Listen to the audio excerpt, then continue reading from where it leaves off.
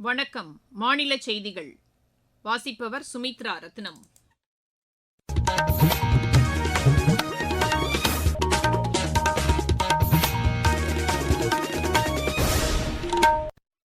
தலைப்புச் செய்திகள். தமிழக சட்டப்பேரவைத் தேர்தல் அடுத்த மாதம் 23ஆம் தேதி நடைபெறும் என்றும் வாக்கு எண்ணிக்கை மே மாதம் 4ஆம் தேதி மேற்கொள்ளப்படும் என்றும் தேர்தல் ஆணையம் அறிவித்துள்ளது. தமிழகத்தில் சமையல் எரிவாயு பற்றாக்குறை நிலவுவதாக கூறி திமுக மற்றும் அதன் கூட்டணி கட்சிகள் இன்று மாநிலம் முழுவதும் ஆர்ப்பாட்டத்தில் ஈடுபட்டன. சமையல் எரிவாயு தட்டுப்பாடு இருப்பதாக திமுக மற்றும் அதன் கூட்டணி கட்சிகள் வதந்தி பரப்புவதாக பிஜேபி குற்றம் சாட்டியுள்ளது. நீலகிரி, கன்னியாகுமரி உள்பட 4 மாவட்டங்களின் ஒரு சில பகுதிகளில் இன்றும் நாளையும் மழைக்கு வாய்ப்புள்ளதாக வானிலை ஆய்வு மையம் தெரிவித்துள்ளது. 19 வயதுக்குட்பட்டோருக்கான உலக ஃபியூச்சர்ஸ் கோப்பை குத்துச்சண்டை போட்டியில் இந்தியா ஒரு தங்கம், 3 வெள்ளி, 1 வெண்கலப் பதக்கம் வென்றது. இனி விரிவான செய்திகள். தமிழக சட்டப்பேரவைத் தேர்தல் அடுத்த மாதம் 23ஆம் தேதி நடைபெறும் என்று தலைமை தேர்தல் ஆணையர் திரு ஞானேஷ்குமார் அறிவித்துள்ளார். இன்று புதுதில்லியில் நடைபெற்ற செய்தியாளர் சந்திப்பின்போது தேர்தல் அட்டவணையை அவர் வெளியிட்டார். இதன்படி வேட்புமனு தாக்கல் வரும் 30ஆம் தேதி தொடங்கி அடுத்த மாதம் 6ஆம் தேதி வரை நடைபெறும் என்று அவர் கூறினார். அதற்கு மறுநாள் மனுக்கள் பரிசீலனைக்கு எடுத்துக் கொள்ளப்படும் என்றும் அவர் தெரிவித்தார். வேட்பு மனுக்களை விலக்கிக் கொள்ள 9ஆம் தேதி கடைசி நாளாகும் என்று அவர் கூறினார். வாக்கு எண்ணிக்கை மே மாதம் 4ஆம் தேதி மேற்கொள்ளப்படும் என்றும் அவர் அறிவித்தார். அசாம், கேரளா மற்றும் புதுச்சேரி சட்டப்பேரவை தேர்தல் அடுத்த மாதம் 9ஆம் தேதியும், மேற்குவங்க சட்டப்பேரவை தேர்தல் 2 கட்டங்களாக அடுத்த மாதம் 23 மற்றும் 29ஆம் தேதிகளிலும் நடைபெறும் என்றும் அவர் கூறினார். இதற்கான வாக்கு எண்ணிக்கையும் மே மாதம் 4ஆம் தேதி மேற்கொள்ளப்படும் என்றும் திரு ஞானேஷ்குமார் அறிவித்தார். இந்த தேர்தல்கள் நேர்மையாகவும் நியாயமாகவும் நடைபெறுவதை உறுதி செய்வதற்கான அனைத்து நடவடிக்கைகளும் மேற்கொள்ளப்பட்டிருப்பதாக அவர் தெரிவித்தார். இது தொடர்பாக அங்கீகரிக்கப்பட்ட அரசியல் கட்சிகளின் பிரதிநிதிகள், தலைமை தேர்தல் அதிகாரி, மாவட்ட ஆட்சியர்கள், காவல்துறை கண்காணிப்பாளர்கள் மற்றும் சம்பந்தப்பட்ட துறை உயரதிகாரிகளுடன் விரிவாக ஆலோசனை மேற்கொண்டதை அவர் சுட்டிக்காட்டினார். இந்த தேர்தலில் வாக்குப்பதிவின் போது வாக்காளர்களுக்கு தேவையான அனைத்து வசதிகளும் ஏற்படுத்துவதற்கான நடவடிக்கைகள் மேற்கொள்ளப்பட்டிருப்பதாகவும் அவர் தெரிவித்தார். அனைத்து வாக்குச்சாவடிகளிலும் கண்காணிப்பு கேமராக்கள் பொருத்தப்படும் என்றும் அவர் கூறினார். வாக்காளர்கள் வாக்குச்சாவடிக்கு செல்வதற்கு முன் மொபைல் போன்களை ஒப்படைப்பதற்கான வசதியும் ஏற்படுத்தப்படும் என்று அவர் தெரிவித்தார். மாற்றுத்திறனாளிகளுக்கான வசதிகளும் வாக்குச்சாவடிகளில் ஏற்படுத்தப்படும் என்றும் அவர் கூறினார்.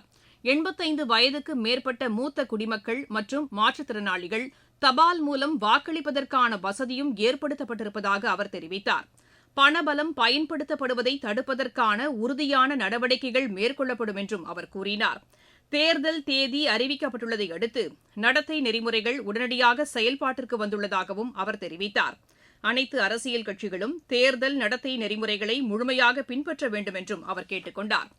தேர்தல் நடத்தை நெறிமுறைகளை மீறுவோர் மீது கடும் நடவடிக்கை எடுக்கப்படும் என்றும் அவர் எச்சரித்தார். அரசியல் கட்சிகளின் தேர்தல் செலவினங்களை அதற்கான பார்வையாளர்கள் கண்காணிப்பார்கள் என்றும் அவர் கூறினார். அரசியல் கட்சிகளின் சமூக வலைதளங்களும் கண்காணிக்கப்படும் என்றும் அவர் தெரிவித்தார்.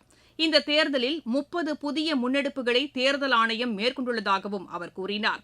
இதனை வாக்குப்பதிவின் போது வாக்காளர்கள் உணர முடியும் என்றும் திரு ஞானேஷ்குமார் தெரிவித்தார். தமிழகத்தில் பெட்ரோலிய பொருட்களின் விநியோகம் சீராக உள்ளதாக எண்ணெய் நிறுவனங்கள் கூறியுள்ளன. பொதுமக்கள் இதுகுறித்து அச்சம் கொள்ள தேவையில்லை என்றும், தேவையில்லாமல் முன்பதிவு செய்ய வேண்டாம் என்றும் ஐஓசி கேட்டுக் கொண்டுள்ளது. இதற்கிடையே சமையல் எரிவாயு சிலிண்டர் பற்றாக்குறை இல்லை என்றும், விநியோகம் சீராக உள்ளதாகவும் சென்னையைச் சேர்ந்த பொதுமக்கள் தெரிவித்தனர். என் பேர் அகிலா. நான் சென்னை மயிலாப்பூர்ல இருக்கேன். நான் ஆன்லைன்ல இந்தியன் கேஸ் புக் பண்ணேன். எக்ஸ்பெக்டட் டைம்ல கரெக்டா வந்துச்சு. எந்த ப்ராப்ளமும் இல்ல. வதந்திகளை நம்ப வேணும். என் பேர் பவ்யஸ்ரீ. நான் சின்மயா நகர்ல டெக்கன் பர்னி அபார்ட்மெண்ட்ஸ்ல இருக்கேன். 3 நாள் முன்னாடி கேஸ் புக் பண்ணோம். கரெக்டா வந்துச்சு. இன்னைக்கு எந்த இஷ்யூவும் இல்ல. என் பேரு சுதா நாகராஜன். நாங்க சின்மயா நகர் ஏரியால இருக்கோம். கேஸ் இது வரைக்கும் புக்கிங்லாம் ப்ராப்பரா எங்களுக்கு டெலிவர் பண்றாங்க. No issues so far. என் பேர் மனோகரி. நான் 13ஆம் தேதி கேஸ் சிலிண்டர் புக் பண்ணிருந்தேன். இன்னைக்கு 15ஆம் தேதியே டெலிவரி கொடுத்துட்டாங்க. சண்டே இன்னைக்கு சிலிண்டர் வருமாங்கிற டவுட்லயே இருந்தேன். பட் இன்னைக்கு எடுத்துட்டு வந்து எனக்கு சக்சஸ்ஃபுல்லா டெலிவரி கொடுத்துட்டாங்க. என்னோட பேர் மகேந்திரமணி. நான் கோடம்பாக்கத்தில் இருக்கேன், சென்னையில். இதுவரையிலும் இந்த பங்க்ல பெட்ரோல் இல்லைங்கிற ஒரு வார்த்தை இல்லை. எப்பவுமே கண்டினியூஸாக பெட்ரோல் கிடைச்சிட்டு தான் இருக்கு. No problem. தமிழகத்தில் சமையல் எரிவாயு சிலிண்டர் தட்டுப்பாடு நிலவுவதாக கூறி திமுக தலைமையிலான மதச்சார்பற்ற முற்போக்கு கூட்டணி சார்பில் இன்று மாநிலம் முழுவதும் கண்டன ஆர்ப்பாட்டங்கள் நடைபெற்றன. இதில் திமுக மற்றும் அதன் கூட்டணி கட்சிகளைச் சேர்ந்த தலைவர்கள் பங்கேற்றனர். இதற்கிடையே சமையல் எரிவாயு தட்டுப்பாடு என்று திமுக மற்றும் அதன் கூட்டணி கட்சிகள் பொய் பிரச்சாரம் செய்வதாக பிஜேபி குற்றம் சாட்டியுள்ளது. இது தொடர்பாக அக்கட்சி வெளியிட்டுள்ள அறிக்கையில், மத்திய அரசு மீது பழி சுமத்தவும் தேர்தல் வாக்குறுதியான சிலிண்டருக்கு 100 ரூபாய் குறைப்போம் என்பதை மறக்கடிக்க செய்யும் வகையிலும் மக்களின் கவனத்தை திசை திருப்புவதற்காக திமுக இந்த போராட்டத்தை நடத்தியுள்ளதாக தெரிவிக்கப்பட்டுள்ளது. மக்களை அச்சுறுத்தும் வகையில் இதுபோன்ற செய்திகளை பரப்புவது ஏற்புடையது அல்ல என்றும் பிஜேபி அந்த அறிக்கையில் கூறியுள்ளது. நீங்கள் கேட்டுக்கொண்டிருப்பது மாநில செய்தி அறிக்கை.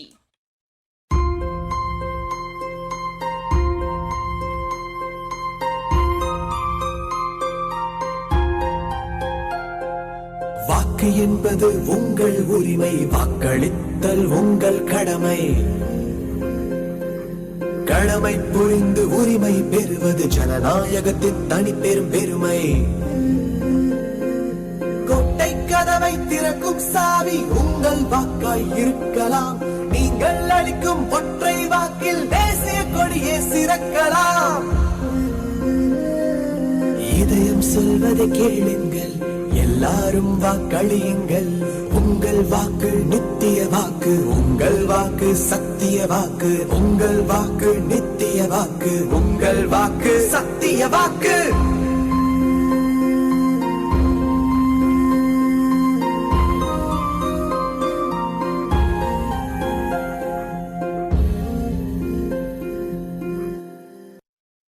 தமிழகத்தின் வளர்ச்சியை தேசிய ஜனநாயக கூட்டணி உறுதி செய்யும் என்று பிஜேபி மூத்த தலைவர்களில் ஒருவரும் மத்திய இணையமைச்சருமான திரு அர்ஜுன் ராம் மெஹ்வால் கூறியுள்ளார்.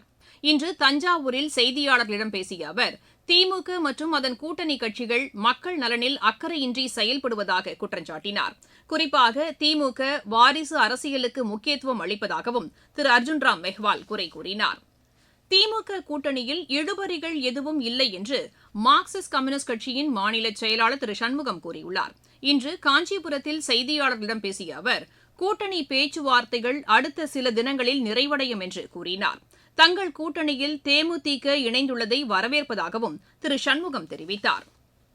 நீலகிரி, கன்னியாகுமரி, தூத்துக்குடி மற்றும் ராமநாதபுரம் மாவட்டங்களுக்குட்பட்ட ஒரு சில பகுதிகளில் இன்றும் நாளையும் மழைக்கு வாய்ப்புள்ளதாக வானிலை ஆய்வு மையத்தின் தென்மண்டல இயக்குநர் டாக்டர் VR துரை கூறியுள்ளார். எமது செய்தியாளரிடம் பேசுகையில் அவர் இவ்வாறு கூறினார். தற்போது தென்கிழக்கு அரபிக்கடல் பகுதிகள் மற்றும் அதனை ஒட்டிய லட்சத்தீவு பகுதிகளின் மேல் ஒரு வளிமண்டல மேலடுக்கு சுழற்சி நிலவி வருகிறது. மேலும் வடக்கு இலங்கை கடலோர பகுதிகளுக்கு அப்பால் உள்ள தென்மேற்கு வங்கக்கடல் பகுதிகளிலிருந்து குமரிக்கடல் பகுதிகள் வரை ஒரு வளிமண்டல கீழடுக்கு சுழற்சி நிலவி வருகிறது. இதன் காரணமாக இன்று மற்றும் நாளை நீலகிரி, கன்னியாகுமரி, தூத்துக்குடி மற்றும் ராமநாதபுரம் மாவட்டங்களில் ஓரிரு இடங்களில் லேசான மழை பெய்யக்கூடும். மேலும் மார்ச் 17ஆம் தேதி முதல் 19ஆம் தேதி வரை தென் தமிழகம் மற்றும் வடக்கு உள் தமிழகத்தின் சில இடங்களில் இடியுடன் கூடிய லேசானது முதல் மிதமான மழை பெய்யக்கூடும். வெப்பநிலை பொறுத்தவரை நாளை முதல் மார்ச் 22ஆம் தேதி வரை மாநிலத்தின் ஓரிரு இடங்களில் அதிகபட்ச வெப்பநிலை சுமார் 2 டிகிரி செல்சியஸ் வரை குறையக்கூடும். மாவட்டச் செய்திகள். விருதுநகர் மாவட்டத்தில் 100% வாக்குப்பதிவை வலியுறுத்தும் விழிப்புணர்வு பேரணியை ஆட்சியர் திரு சுகபுத்ரா இன்று தொடங்கி வைத்தார். நீலகிரி மாவட்டம் உதகையில் பழங்குடியினர் கூட்டமைப்பின் முதல் கூட்டம் இன்று நடைபெற்றது. விளையாட்டுச் செய்திகள். 19 வயதுக்குட்பட்டோருக்கான உலக ஃபியூச்சர்ஸ் கோப்பை குத்துச்சண்டை போட்டியில் இந்தியா ஒரு தங்கம், 3 வெள்ளி, 1 வெண்கலப் பதக்கம் வென்றது. பாங்காக்கில் நடைபெற்ற இப்போட்டியின் மகளிர் 51 கிலோ எடைப்பிரிவில் சந்திரிகா புரேஷி புஜாரி தங்கப்பதக்கம் வென்றார். மகளிர் 48 கிலோ எடைப்பிரிவில் கஞ்சனும், 54 கிலோ எடைப்பிரிவில் ஜாய்ஸ்ரீயும், ஆடவர் 50 கிலோ எடைப்பிரிவில் அம்பேர்கர் மீத்தியும் வெள்ளிப்பதக்கம் வென்றனர். மகளிர் 57 கிலோ எடைப்பிரிவில் ராதாமணி லோங்ஜம் வெண்கலப் பதக்கம் வென்றார். மீண்டும் தலைப்புச் செய்திகள். தமிழக சட்டப்பேரவை தேர்தல் அடுத்த மாதம் 23ஆம் தேதி நடைபெறும் என்றும் வாக்கு எண்ணிக்கை மே மாதம் 4ஆம் தேதி மேற்கொள்ளப்படும் என்றும் தேர்தல் ஆணையம் அறிவித்துள்ளது. தமிழகத்தில் சமையல் எரிவாயு பற்றாக்குறை நிலவுவதாக கூறி திமுக மற்றும் அதன் கூட்டணி கட்சிகள் இன்று மாநிலம் முழுவதும் ஆர்ப்பாட்டத்தில் ஈடுபட்டன. சமையல் எரிவாயு தட்டுப்பாடு இருப்பதாக திமுக மற்றும் அதன் கூட்டணி கட்சிகள் வதந்தி பரப்புவதாக பிஜேபி குற்றம் சாட்டியுள்ளது. நீலகிரி, கன்னியாகுமரி உள்பட 4 மாவட்டங்களின் ஒரு சில பகுதிகளில் இன்றும் நாளையும் மழைக்கு வாய்ப்புள்ளதாக வானிலை ஆய்வு மையம் தெரிவித்துள்ளது. 19 வயதுக்குட்பட்டோருக்கான உலக ஃபியூச்சர்ஸ் கோப்பை குத்துச்சண்டை போட்டியில் இந்தியா ஒரு தங்கம், 3 வெள்ளி, 1 வெண்கலப் பதக்கம் வென்றது. செய்தி அறிக்கை நிறைவடைகிறது.